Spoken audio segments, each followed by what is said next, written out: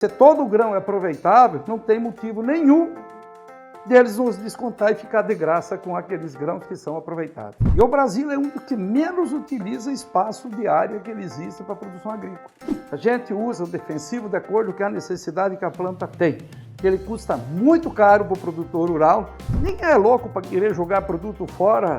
Se pudesse não usar, com certeza nós não usaríamos. E custa muito caro e encarece inclusive para o consumidor. Crescer, expandir, são palavras que costumam fazer parte das metas de uma empresa, de um negócio. Quando o crescimento e expansão ocorrem, são sinais de sucesso. E hoje nós estamos muito felizes em poder dizer que o Prime Business está expandindo. Isso mesmo, estamos há 4 meses no ar e já colhemos resultados positivos. E para você que nos acompanha, nós da equipe do Prime Business temos o prazer de anunciar que você vai seguir nos acompanhando por aqui na Hits Prime FM, vai continuar nos acompanhando pelas redes sociais do Portal 93 e agora também vai poder nos acompanhar aos sábados pela Real TV, que é afiliada à Record Sinop.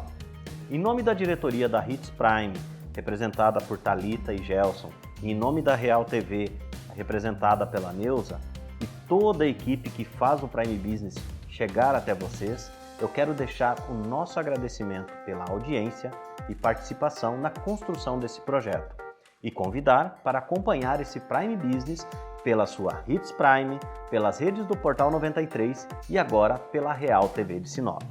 Eu sou Daniel Ludwig e volto já já. Prime Business. Oferecimento Nova Mídia, agência de publicidades com 25 anos de experiência. Sandaliaria, a multimarcas de chinelos e personalização do Shopping Sinop. Revista Notícia mt.com.br. A história de Mato Grosso passa por aqui. O seu bisavô era produtor rural, lá na Itália. O seu avô veio ainda criança para o Brasil, mas também se torna produtor rural, assim como seu pai. E mesmo ficando distante da vida de produtor rural por mais de 7 anos, a produção rural não saiu dele. E em 1986, ele chega no Mato Grosso, mais precisamente em Sinop. O nosso entrevistado de hoje então volta para o campo, primeiro como madeireiro, teve uma passagem pela pecuária e hoje seu filho já toca a agroempresa. Lá se vão muitas gerações vivendo da produção rural e entendendo a importância do agro, mas principalmente entendendo as necessidades do agro, que nosso entrevistado começa lá em 2005 uma vida de representação, seguida literalmente de brigar pelos interesses de quem é do campo, seja no sindicato ou em associação. Hoje recebemos aqui o presidente da ProSoja Brasil, Antônio Galvão. Galvão, muito obrigado por dedicar esse tempo a nós e é um prazer revê-lo, amigo de longa data aí. Com certeza, Daniela, a gente agradece essa oportunidade de estar aqui participando do Prime Business, desde amigo já de quase 37 anos em Sinop, do teu pai também, Ludovico, e assim por diante. Galvão, para a gente começar a conversa, é sempre importante entender, você está hoje olhando o agro como o Brasil todo, estando lá representando o Brasil pela ProSoja Brasil.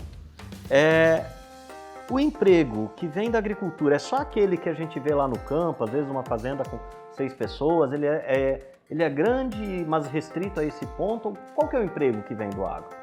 Na verdade, quando você usa demagogia, interesses escusos, querendo ver, principalmente quem queira com ideologia denegrir e depois vai se alimentar do que a gente produz, acha que a gente gera muito pouco emprego. Toda a mecanização que veio, a inovação, o que veio aí, você é obrigado a utilizar se você quiser ter mais eficiência na produção. Mas ninguém leva em consideração que tudo que nós usamos na nossa propriedade, os nossos insumos do modo geral, nossas máquinas, nossos implementos agrícolas, são produzidos todos na cidade. Quer dizer que se não existisse essa agricultura mecanizada, comercial, não existiria essa produção, com certeza absoluta, das máquinas e dos insumos que são feitos na cidade. E também tudo que é produzido aqui no campo, essa enorme safra que o Brasil faz, ele é industrializado novamente na cidade para depois chegar às gôndolas de supermercado para ser comprado e ser consumido.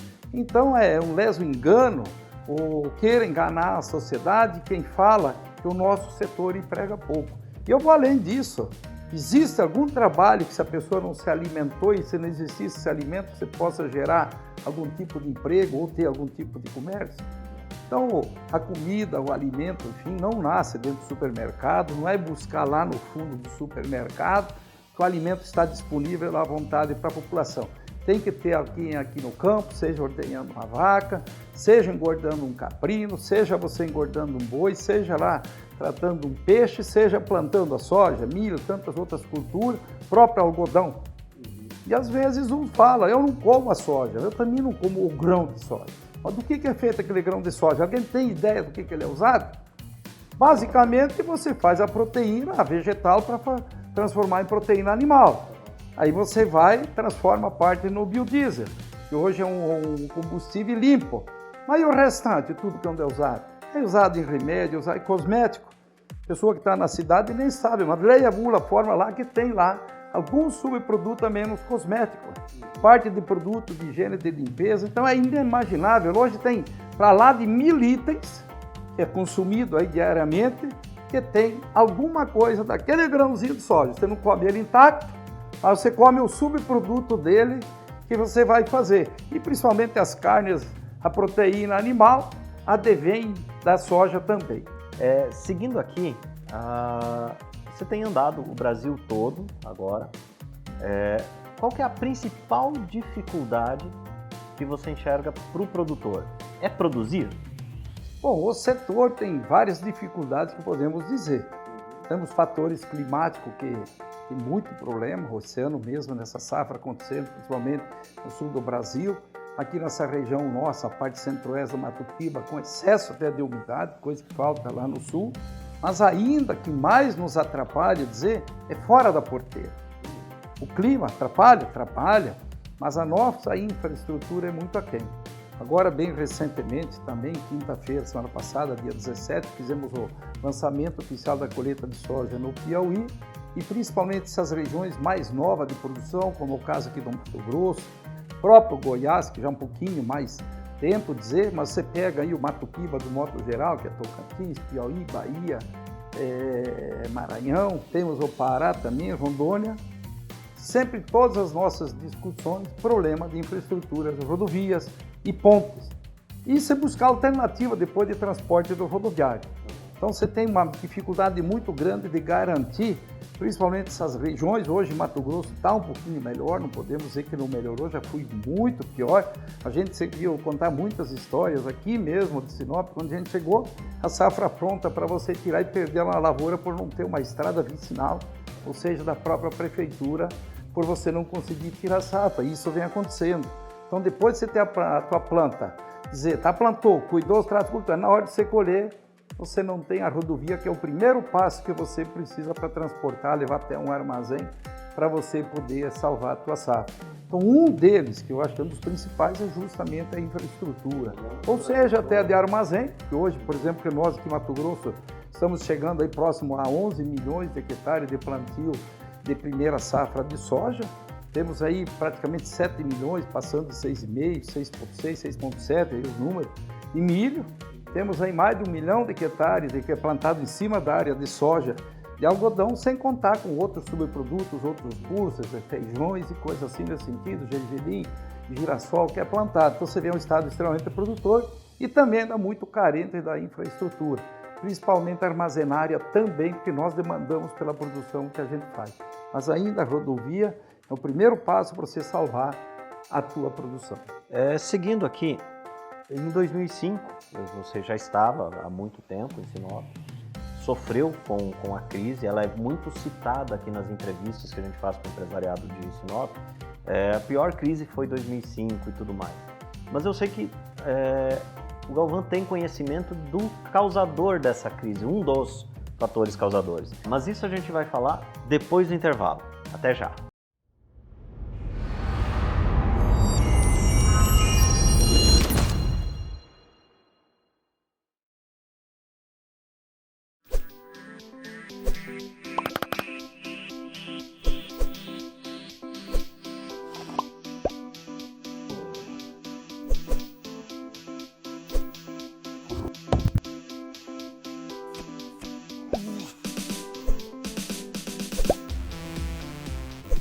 Revista Notícia MT.com.br. A história de Mato Grosso passa por aqui. Estamos de volta com o Prime Business, sou o consultor Daniel Ludwig e hoje o nosso entrevistado é Antônio Galvão, presidente da AproSoja Brasil. Galvão, antes de ir para o intervalo, a gente comentava da crise de 2005 e eu sempre ouço falar dela nas entrevistas, a gente viveu ela também, mas ela é tida como a pior que nós passamos aqui em Sinop. E para a gente pensar no futuro, prever o futuro, é sempre muito importante entender o passado, ou seja, o que ocasionou a crise naquele momento. E nós tivemos desde a Operação Curupira naquele momento acontecendo e outras operações, mas na agricultura, qual que foi o fator da crise lá em 2005? Bom, Daniel, na verdade, a gente vinha aí de alguns anos bons. A atividade agrícola, quando ela fala de dar uma margem de lucro boa ao produtor, sem dúvida nenhuma ela deixa.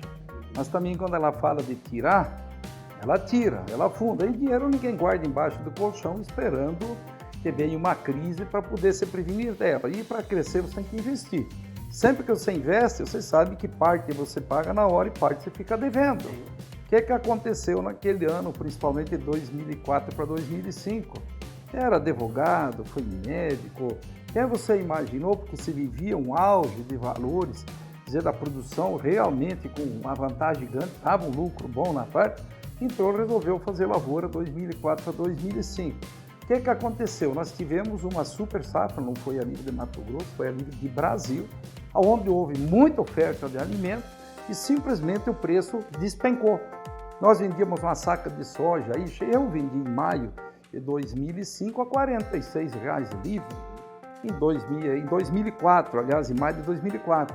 Em 2005 essa soja veio para R$ 22, R$ 23, metade do valor, com custo acima de 30 sacas. Arroz também era acima de R$ 40, se vendeu o arroz a R$ 6, R$ 8. Milho era 20 e poucos reais, você vendeu milho a R$ 7, R$ 8 a saca, R$ 9. Não tem quem dê conta. Aí se instalou essa crise imensa, acho que foi a maior crise, já veio várias, porque pegou o Brasil inteiro teve uma sobreprodução.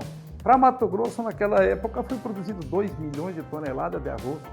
Nós tínhamos aqui mais ou menos um consumo de 300 mil toneladas. Então foi o que aconteceu, automaticamente um custo aí, dizer, de arroz, de soja, aí, acima de R$ 30 a saca para produzir vendendo nesses preços, e sendo que a soja derreteu mesmo de valor foi 2006, onde ela veio para 13, 14 reais, você vê, já não tem como de se sustentar, e acumulou dívidas do produtor. A safra 2 anos seguidos reduziu as áreas de plantio, nunca isso praticamente aconteceu, houve redução grande, abandonado, não se tinha crédito, não conseguia arrumar para se plantar.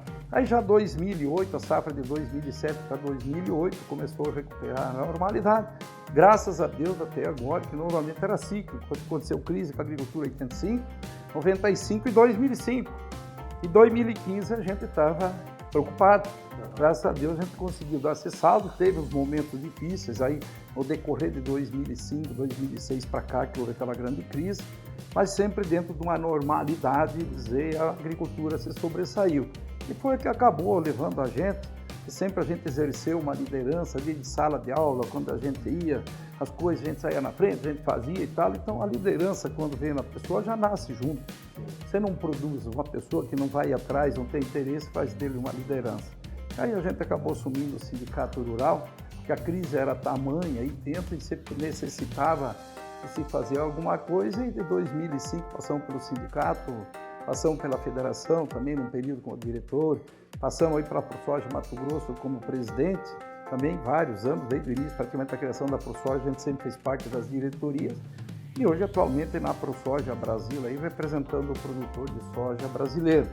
Mas 2005, isso ninguém mais vai esquecer, sim, principalmente quem estava na atividade e sabe o quanto custou para se botar essas contas em dia. Produzir bem também pode ser um problema. Sabemos que muitos produtores não voltaram mais à atividade, com certeza.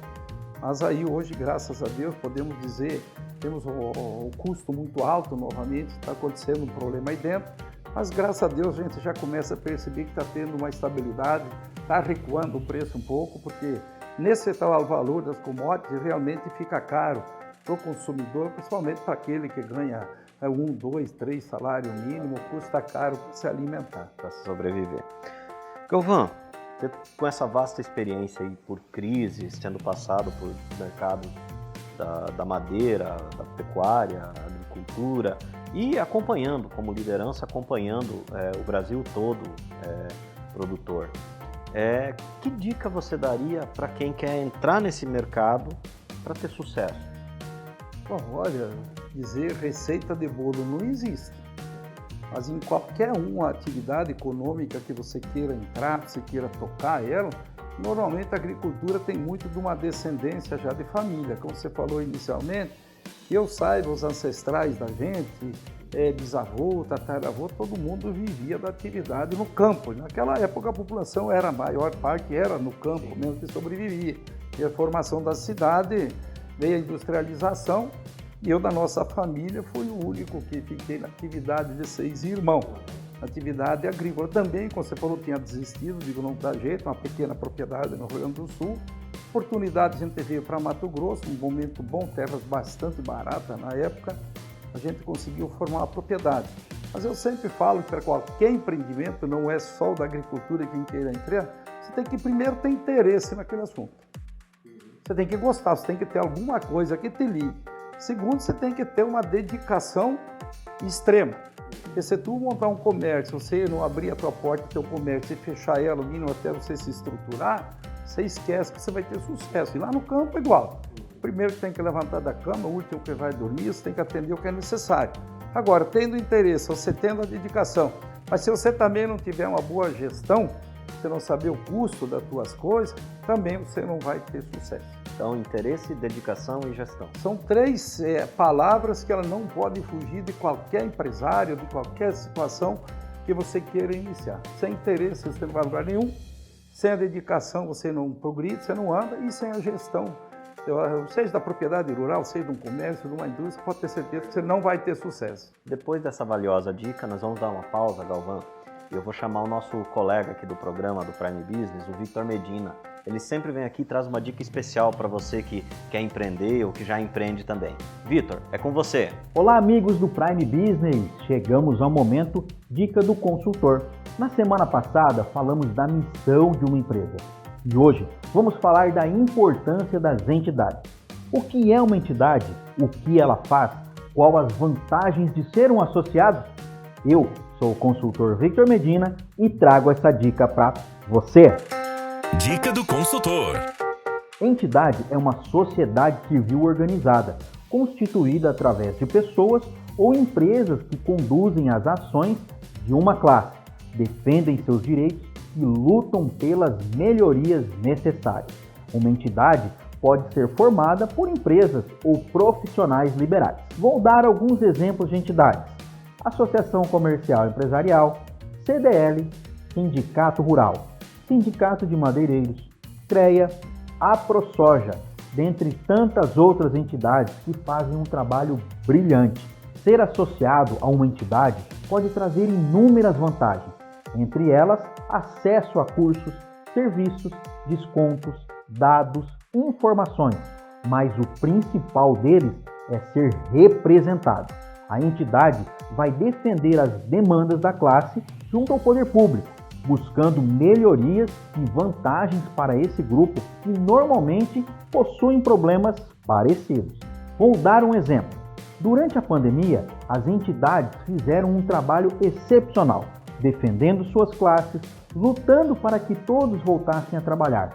Claro que com todas as medidas de biossegurança necessárias. Em muitos lugares, inclusive aqui em Sinop, essa luta deu resultado e o comércio voltou a funcionar. Então, a dica do consultor de hoje é: filie-se a uma entidade que representa a sua classe, que entenda suas dores e busca de forma coletiva sanar os problemas e dificuldades existentes. Grande abraço, sucesso sempre! É com você, Daniel. Victor, muito obrigado. Realmente, a união faz a força. E se unirem entidades e sociedades, associações, fazem as suas classes serem mais fortes. Vale a dica. E nós seguimos aqui no Prime Business falando com o presidente da ProSoja Brasil, Antônio Galvão. Galvão, a gente sabe que o agro tem muitas bandeiras, muitas lutas que vêm de longa data. E uma que é muito importante, a gente acompanha na sua história, a gente vê que ela sempre está em ênfase, é a questão da classificação dos grãos. Como é que está hoje essa luta, em que pé que está, quando que o agricultor vai conseguir ver uma melhoria nesse cenário? Bom, são várias as demandas que incomodam o produtor rural aí dizer no campo depois que a produção dele está pronta. Essa é uma das grandes demandas que existe. Posso dizer que foi uma das coisas que me levou até o próprio Sindicato Rural em 2005, além daquela crise enorme, que você tem o teu produto pronto e para um classificador da forma com que é feita hoje, você pega um grão na mão, ele dá uma olhada, corta ele, para uns aquele grão está bom, para outros não está. São pequenas manchas, qualquer defeitozinho, e a gente sabe que 100% desse grão ele é aproveitado, não tem nada que é jogado fora, tudo é usado. Então agora a gente batalhou muito, você vê que em 2005, em 2007 a gente teve uma pequena alteração na instrução normativa número 11 que surgiu, e agora foi lançado, depois de tantos trabalhos que nós fizemos, começado por mim dentro da ProSoja Mato Grosso, mostrando que aquele grão que eles tratam de avariado, porque ele perde aquela aparência bonita, amareladinha e tal, todo ele é aproveitado e tem a mesma qualidade daquele grão bonitinho, feitinho, mesmo ele tendo perdido a aparência. Então a gente vem solicitando essa mudança do Ministério da Agricultura. Graças a Deus o Ministério da Agricultura ele viu que havia necessidade de fazer essa mudança e lançou agora na semana passada, nessa semana na verdade, 8 dias atrás, no dia 14, como a gente chama de a consulta pública, onde as empresas que nos compram vão apresentar algum trabalho, eles já lançam um parecer, é um modelo de classificação do próprio Ministério, que é o que tem hoje, eles vêm com um parecer e nós, como entidade, vamos levar outro parecer, e justamente e principalmente com as pesquisas que nós fizemos. Outra forma esdrúxula também da classificação, quando você tem problema igual está acontecendo aqui no Mato Grosso a seguir, você tem uma impureza no produto, você tem a umidade alta por conta da chuva, e aí você tem o dito chamado grão avariado.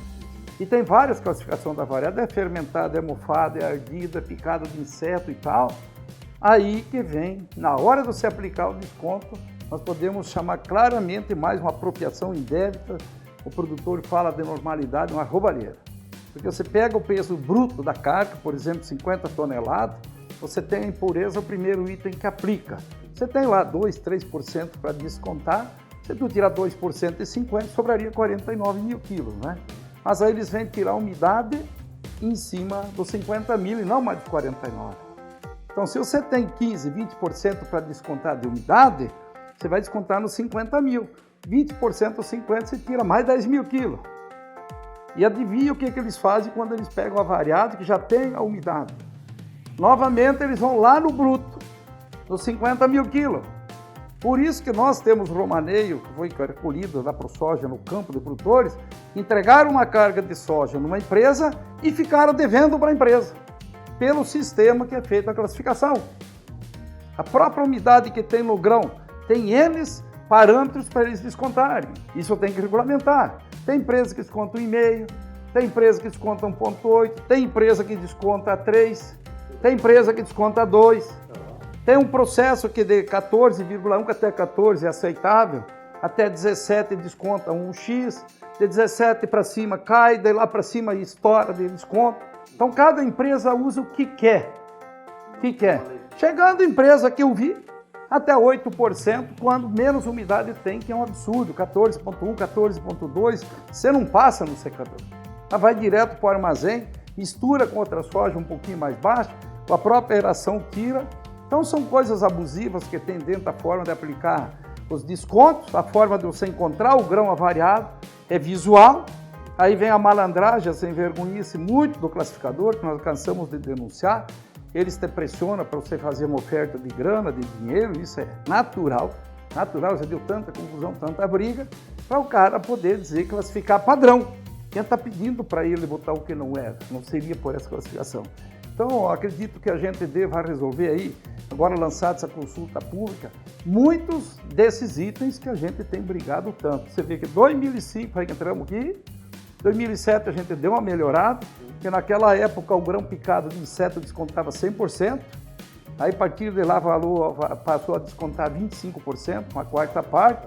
Houve um certo ganho, mas muito pouco pela realidade. Então, a gente espera que agora, realmente, esse grão de soja, o fato dele apresentar uma avaria, ele não fica um grão bonito de visual, mas ele é 100% aproveitado.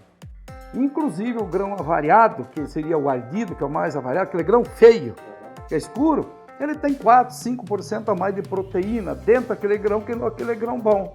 Então ele começa a apresentar uma acidez no óleo, que daí também tem um custo.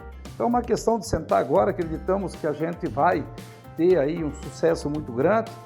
Não vamos dizer que vamos livrar 100% do que a gente quer, mas com certeza nós vamos lutar. Porque se todo grão é aproveitável, não tem motivo nenhum deles nos descontar e ficar de graça com aqueles grãos que são aproveitados. Seguindo aqui na conversa de legislação, fala-se muito de questões ambientais do agro e o agro pede certas situações com relação à legislação ambiental.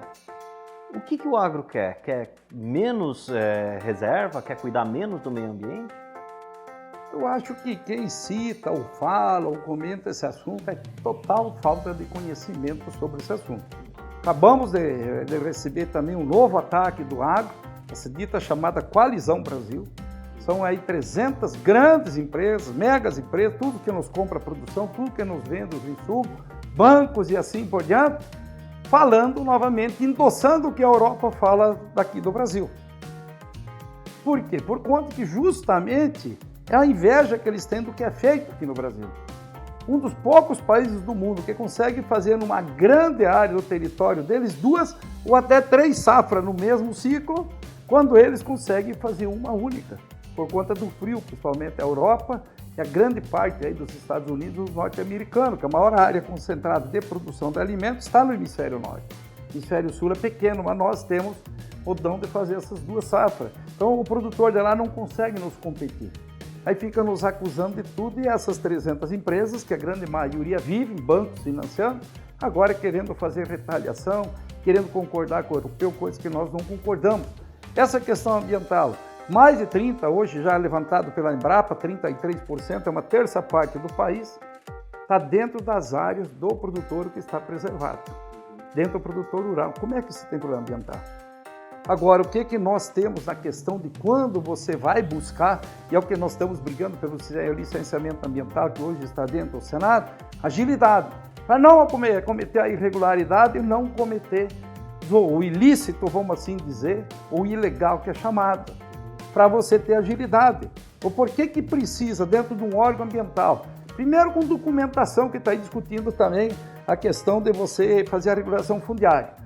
Tem gente que você sabe disso, que foi assentado aqui mesmo, ou mesmo com propriedade nas regiões nossas aqui do Mato Grosso, há 40 anos e não tem título.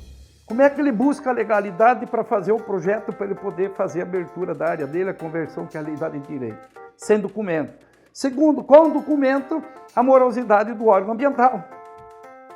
Você fica 5, 6, 7, 8 anos que não acontece para autorizar o que é de direito teu, o que a lei te define. E sabe-se que muitos entram e saem rapidinho. É pela agilidade justamente dos processos que nós não podemos, com o empreendimento, ter essa morosidade que tem aqui. Mesma coisa do defensivo, que foi aprovado agora recente. É mais veneno na comida, não é nada disso. Tem que ter agilidade, 7, 8, 9 anos para aprovar uma molécula que já está autorizada na Europa, já está autorizada na Austrália, já está autorizada nos Estados Unidos, Canadá, nas grandes regiões produtoras. Ao Brasil, o trâmite dele, que primeiro passava na Anvisa, depois vai para o IBAMA, vai para a gaveta, vai para cá, vai para lá, depois ia para o Ministério. Hoje não. Hoje vai participar os 3 órgãos juntos. Se é uma molécula nova, eles têm 2 anos para aprovar. E se é uma molécula já usada no mundo, é 1 ano que eles têm.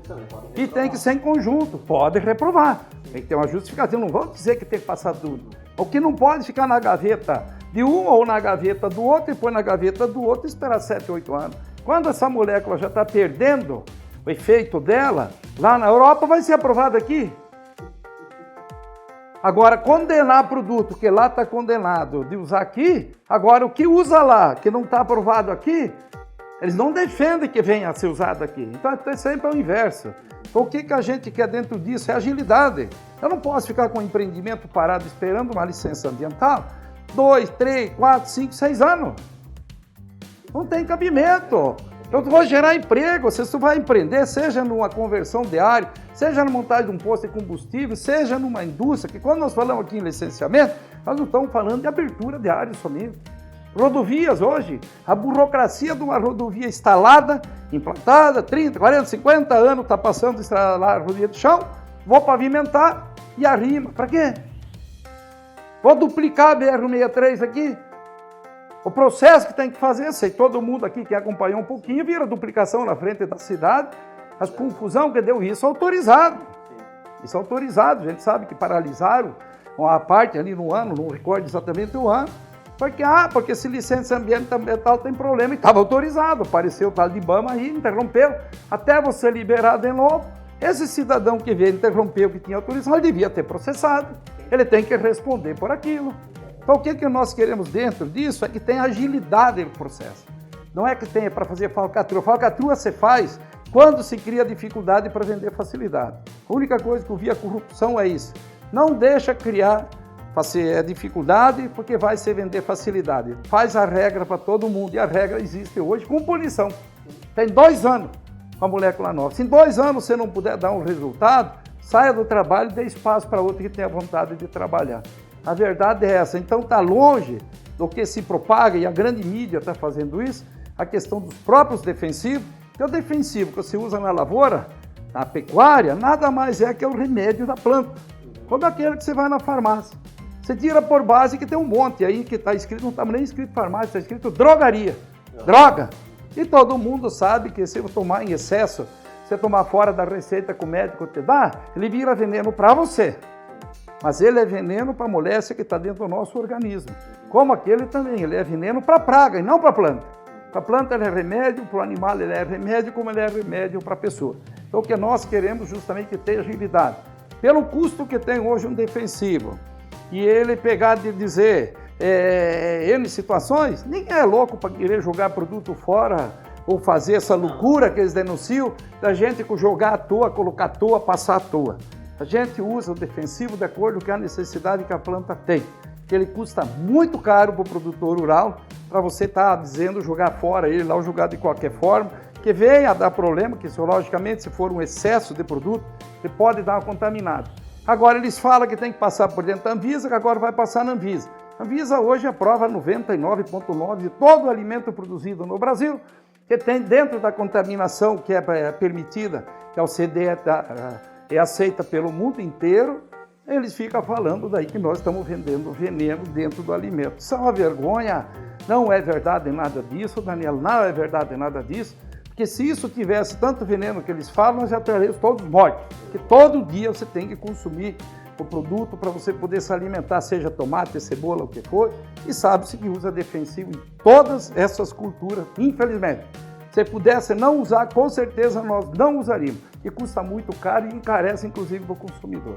Galvão, vamos falar um pouquinho de futuro. Olhar lá para frente. Qual que é o futuro da agricultura? Que futuro do agro você vê para o Brasil? Bom, Daniel, você falar o agro, você fala o alimento nosso de todo dia.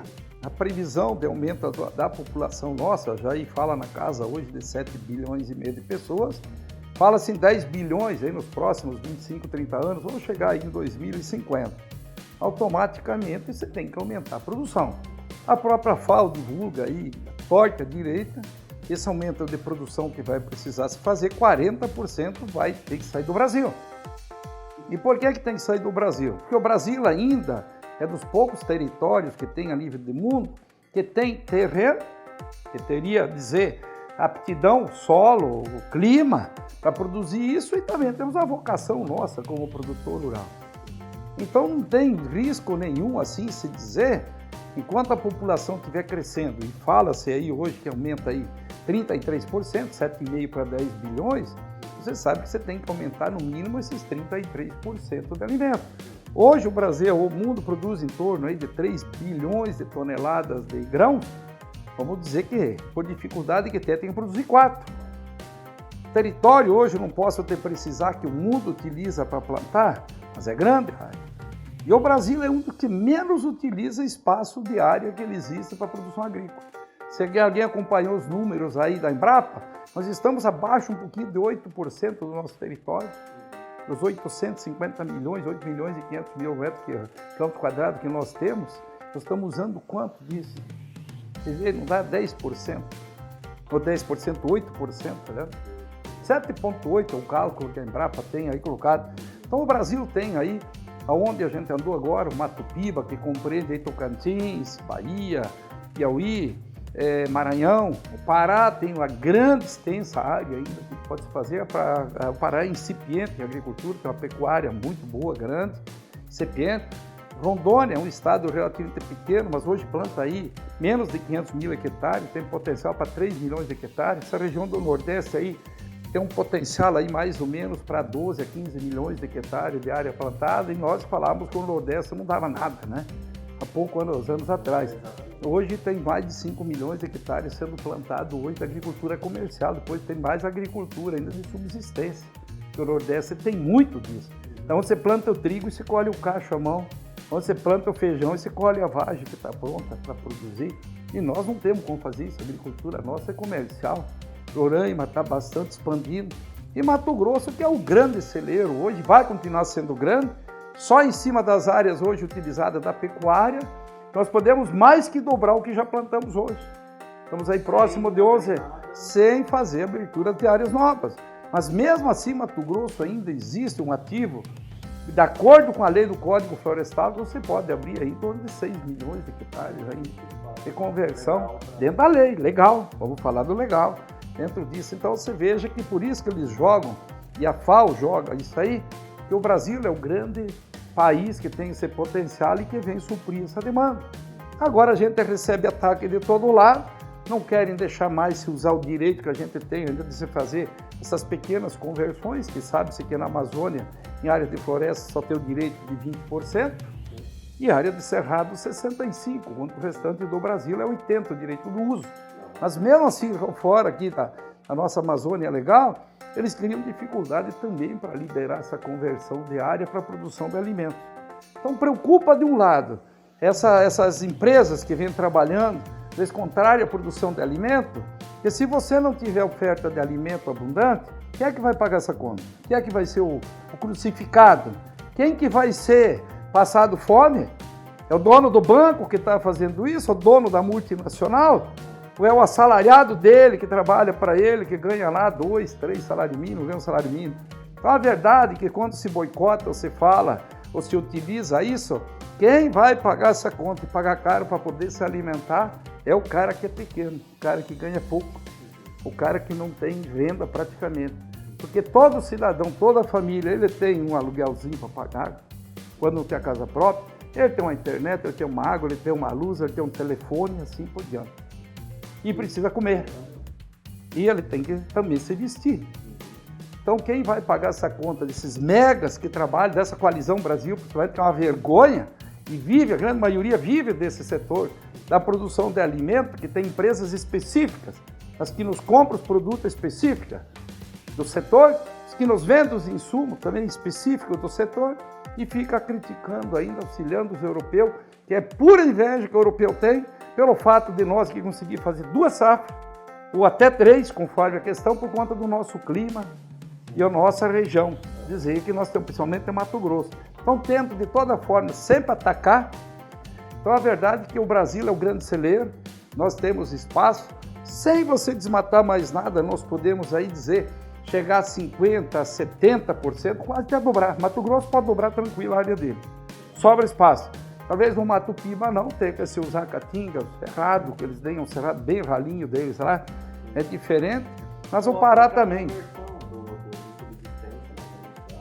Todas aquelas áreas, com certeza, essa família que está fazendo essa subsistência, às vezes na cidade, se tivesse um emprego bom, ele viveria melhor do que ali. Mas sabe-se que essas pessoas são um pouco aculturadas, praticamente os mais velhos são ainda bastante analfabetos, vamos dizer, não teria essa chance na cidade onde precisaria saber ler, escrever e se defender.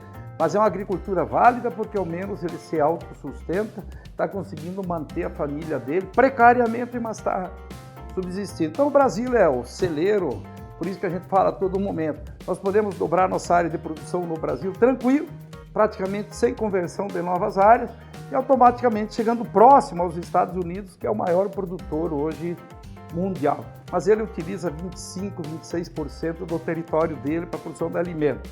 Então veja, se o Brasil chegar nesses 25, 26, se esse ano não tivesse tido essa crise climática, nós devíamos chegar próximo a 300 milhões de toneladas, nós com 8%, e o território deles é maior que o nosso, os Estados Unidos é um pouco maior que o nosso, nós conseguiríamos triplicar a nossa produção o dia que nós usarmos o mesmo percentual do que eles.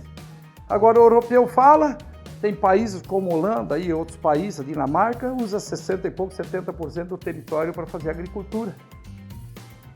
E nós que usamos 8% para fazer agricultura somos os culpados. Nós que temos 22%, 21% mais ou menos, a conta dá em torno de 30%, 31% entre a pecuária e a agricultura, o resto são cidades, e aí vem aquela conta que 2/3, 66% nós estamos ela intacta, a forma com que Pedro Álvares Cabral veio para o Brasil, nós é que somos os culpados. Na verdade é inveja, porque nós temos uma produção mais barata aqui, conseguimos produzir o alimento mais barato do que o europeu produz. Então lá tem que ser subsidiado. Fizemos reunião recentemente, em 2019, era em Londres, aonde eles mesmos declararam que eles têm 1.000 euros por hectare ano de subsídio do governo para manter produzindo. Mas aí o custo de produção deles. O dia que fizer isso para nós aqui, nós estamos aí, dá para dizer que bem rico com 1.000 euros por hectare que o governo subsidia a agricultura deles lá na Alemanha, na França e na própria Inglaterra, que foram os que estavam participando com nós nessa reunião aí que nós fizemos todo ano, agora com a pandemia não fizemos mais, onde se discute justamente a produção de oleaginosas do mundo. Participa as Américas, Estados Unidos, Canadá, Argentina, Paraguai, nós, vários países da Europa, mais os Estados Unidos e Canadá, que é onde se concentram os maiores produtores de oleaginosa, que a soja é a maior delas, depois tem a canola, que é muito produzida tanto nos Estados Unidos e principalmente na Europa. Lovan, lamentavelmente, a gente está chegando ao final do nosso programa, da nossa gravação aqui. Eu queria deixar um espaço agora para você falar um pouquinho de como você vê que as pessoas podem estar auxiliando as entidades, as associações, justamente a defender suas classes, ou seja, quem pode chegar até a ProSoja ou ao Sindicato Rural, isso é importante, como proceder? Bom, atualmente através da união. A união das pessoas, a gente brinca, diz que a união faz açúcar, né? Então, na verdade, a união faz a força. E justamente é um mito dentro disso. Só que, infelizmente, e não é privilégio nosso, único do nosso setor rural, do produtor se agregar só no momento da dificuldade. Isso está no comércio, isso está na indústria, isso está nos autônomos, aí a gente sabe da discussão, o advogado, o médico, enfim, das profissões, que só na dor que se une. Isso é muito ruim, é muito ruim. Nós podemos dizer até que o setor nosso é razoável, até os trabalhos que foram desenvolvidos nesses últimos anos, a celeridade, quando a ProSoja surgiu em 2005, aqui no Mato Grosso, depois veio a criação da ProSoja Brasil, o resgate propriamente dito, porque já tinha outra empresa, outra associação denominada que era AbraSoja, só que ela estava parada, resgatou em 2007, foi feita ela a nível nacional. Hoje nós temos a ProSojas estaduais em 16 estados, estados que mais produzem. A única coisa é a união, estar junto. E as entidades precisam da participação, seja no momento do evento, ou seja financeiramente, com um pequeno valor que se todo mundo pagasse, não precisava de um valor enorme. Mas o problema é esse, que graças a Deus aqui o nosso sindicato, depois da entrada da gente aqui, hoje o Redivo fazendo um ótimo trabalho, o pessoal tem entendido, a participação está muito boa aqui mesmo, e em tantos outros sindicatos aqui do estado. Mas isso foi graças à ProSoja. Depois da criação da ProSoja, a ProSoja também hoje tem acho que 28 núcleos, se eu não me engano. Aí nós temos os municípios agregados desses núcleos, acho que chega perto de 50. Então a participação veio maior porque viu que a ProSoja nasceu, foi uma entidade diferente, tem participado mais dos problemas, tem atuado mais nos problemas, principalmente na minha gestão, quando comecei em 2018 aqui na ProSoja Mato Grosso, e hoje lá na ProSoja Brasil, a modéstia à parte falando. Mas a gente mudou, fez muitas mudanças que o produtor exigia, e hoje você percebe que até nos sindicatos tem tido, onde nós ao menos temos a agricultura e temos esses núcleos da ProSoja, a participação é muito maior. E logicamente nós aqui temos a contribuição da ProSoja compulsória na venda, mas outros estados, infelizmente, não têm. Mas a grande maioria já conseguiu instalar uma arrecadação de sobrevivência, de subsistência que possa tocar as entidades. Nós temos muitos sindicatos hoje que padecem a nível do Brasil e aqui no Mato Grosso, principalmente onde está a pecuária. A pecuária. O que precisa que una, cada um contribui um pouco por ano, R$500, R$1.000, que não vai fazer falta para ninguém, R$2.000, R$200, depende do tamanho do produtor, a sua contribuição, que você segura a sua entidade aberta. Você vai perceber a falta que a entidade faz a hora que ela fechar as portas, e você vai ficar sozinho. Porque aqui, para falar com o prefeito, o sindicato já atende, e consegue atender porque ele representa uma classe grande. Entendeu? O presidente da SEIS, o presidente da CDL atende, mas ele não atende todo o comerciante, ele não atende todo o produtor rural. E lá dentro do estado, quem atende o governador é a associação, é a ProSoja, é a federação e assim por diante a nível nacional, é a CNA, a ProSoja Brasil, o governo federal. Agora, se não tiver essas entidades para fazer esse contraponto, seja a nível municipal, estadual ou federal, quem que vai fazer quando você tem um problema? E olha que problema nós temos. Com toda a atuação que a gente faz, todo momento a gente recebe ataque. Quem que vai fazer a defesa se você não tem essa associação, você não tem esse sindicato, essa federação? E para ela poder existir, ela ser forte, tem que ter a participação de todos e a colaboração financeira não é grande valor, mas se todos contribuem com um pouquinho, vira um monte bom e dá para a gente trabalhar. Então, pessoal, faço um chamamento aqui novamente, tem no CIFIDão, Sindicato Rural, seja de qualquer município aqui dentro do estado, logicamente que a gente fala bastante aqui para o Sindicato Rural, onde a gente, com bom tempo aqui dentro, a própria associação, a ProSoja é compulsório mesmo, a arrecadação, você se associar não tem custo nenhum, e assim sucessivamente. E eu faço esse apelo não só para o nosso setor, é para a CDL, é para a SEIS, é para todas as entidades, o sindicato. Só vai ter força se tivermos unidos. Nossa, Galvão, muito bom ter esse papo aqui com você. É sempre muito bom ouvir o lado do produtor, o lado de quem trabalha. E essa é a função desse nosso programa. Então fica aqui o nosso agradecimento por você ter dedicado esse tempo a conversar conosco. Daniel, Vitor, enfim, ao Prime Business, a gente agradece essa oportunidade. Acredito que toda a informação ela é boa para a sociedade, de um modo geral, mesmo aos que não estão na atividade, e logicamente que principalmente para quem exerce a atividade tão nobre que é a produção de alimentos de todos. Pessoal, esse foi o Prime Business. Hoje nós entrevistamos Antônio Galvão, presidente da ProSoja Brasil. Semana que vem tem mais. Até lá! Prime Business, com Daniel Ludwig. Oferecimento Nova Mídia, agência de publicidades com 25 anos de experiência. Sandaliaria, sua multimarcas de chinelos do Shopping Sinop, Crocs, Havaianas, Coach, Cavaleira, Acostamento, Coca-Cola e muito mais. Revista Notícia MT.com.br. A história de Mato Grosso passa por aqui.